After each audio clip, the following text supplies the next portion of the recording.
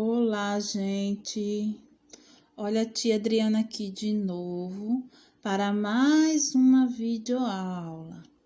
E a aula de hoje é de língua portuguesa. Por isso, pegue lá seu livro de português e vamos acompanhar a explicação de hoje.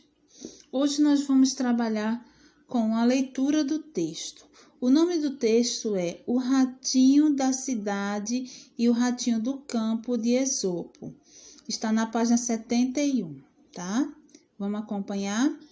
O rato que morava no campo convidou seu amigo da cidade para almoçar. No dia combinado, o rato da cidade partiu saltitante para o campo, sonhando com um banquete. Ao chegar lá, a mesa do almoço já estava servida e sobre ela havia apenas um prato com grãos de lentilha sem sal e outros com raízes amargas. Sirva-se à vontade, disse o rato do campo. Você está brincando? Eu, um rato acostumado às mais finas iguarias, comer isso? Pois é isso que eu como todos os dias, explicou o rato do campo. Não é à toa que você é uma magricela. Venha morar comigo na cidade e eu lhe garanto que terá a mesa de um rei. Vamos?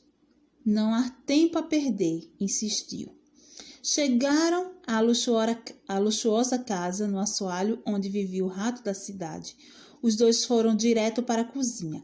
O amigo do campo viu então um armário repleto de deliciosas comidas, queijo, mel, biscoitos, chocolates e muito toicinho. Perdeu a fala diante de tanta gostosura.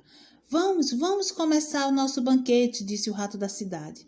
Porém, antes que eles pudessem dar a primeira mordida num pedaço de queijo parmesão, alguém entrou na cozinha, obrigando os dois a se esconderem no primeiro buraco que encontraram. Era tão apertado ali que eles mal podiam respirar, mas tiveram que aguentar firme até que o intruso, que na verdade era a dona da casa, desaparecesse. Agora ninguém nos segura, disse o rato da cidade. Antes que os dois tivessem tempo de subir novamente no armário, a empregada apareceu na cozinha com uma enorme vassoura. Os dois ratos tiveram que se esconder novamente, desta vez um buraco ainda menor. E por ali foram obrigados a ficar durante horas.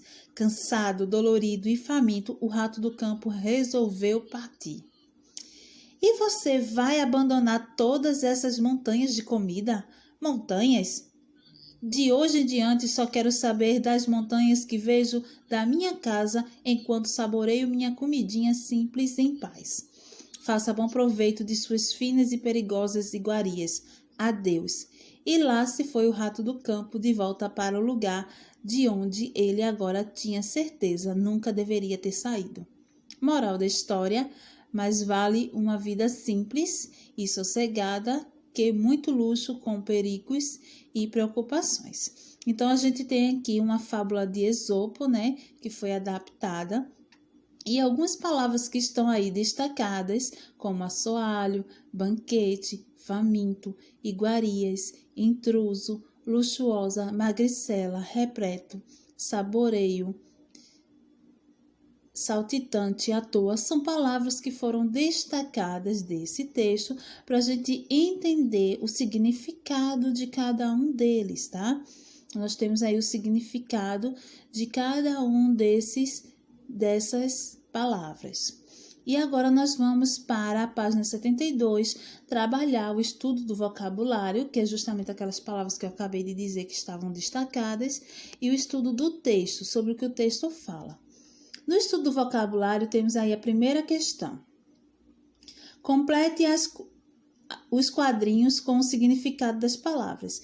Então, você vai colocar o nome, completando os quadrinhos com o significado da palavra. Comidas deliciosas e apetitosas. É só procurar no vocabulário que você vai descobrir qual é a palavra que tem que colocar aí, tá? Cada quadradinho é uma letra. Letra B, o que ou aquele que é excessivamente magro. E letra C, pessoa que tem muita fome. Então, você vai encontrar o nome dessas três lá no vocabulário. Na segunda questão, complete as frases com as palavras abaixo. Então, nós temos aí um quadro com essas palavras, né? Saltitante, banquete, assoalho, à toa, intruso, luxuoso, saborear e repleta.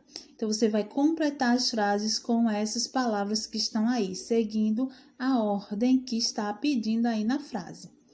E estudo do texto. Bem, no estudo do texto, nós temos a primeira questão, que é para marcar corretamente o que o ratinho do campo encontrou na casa do ratinho da cidade. O que foi que ele encontrou? Aí você marca um X no desenho certo.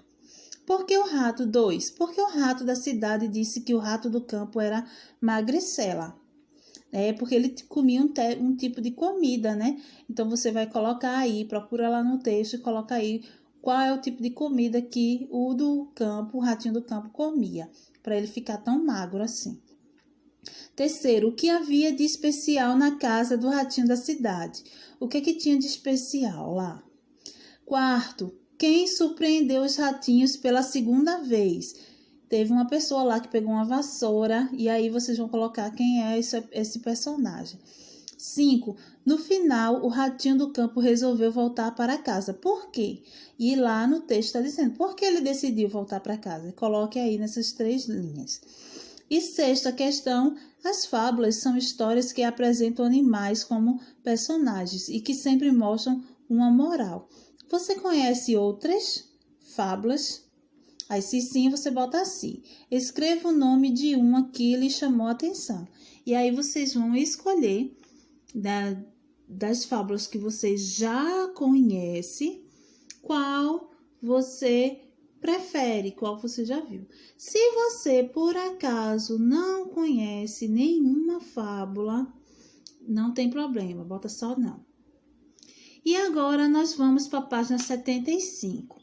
Nós vamos trabalhar agora a ortografia, palavras com H.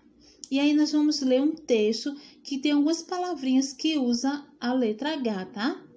E o nome do texto é Maluquices do H, de Pedro Bandeira. O H é uma letra incrível, muda tudo de repente, onde ele se intromete. Tudo fica diferente. Se você vem pra cá, vamos juntos tomar chá. Se o sono aparece, tem um sonho e adormece. Se sai galo de poleiro, pousa no galho ligeiro. Se a velha quiser ler, vai a vela acender. Se na fila está a avó, vira filha, veja só.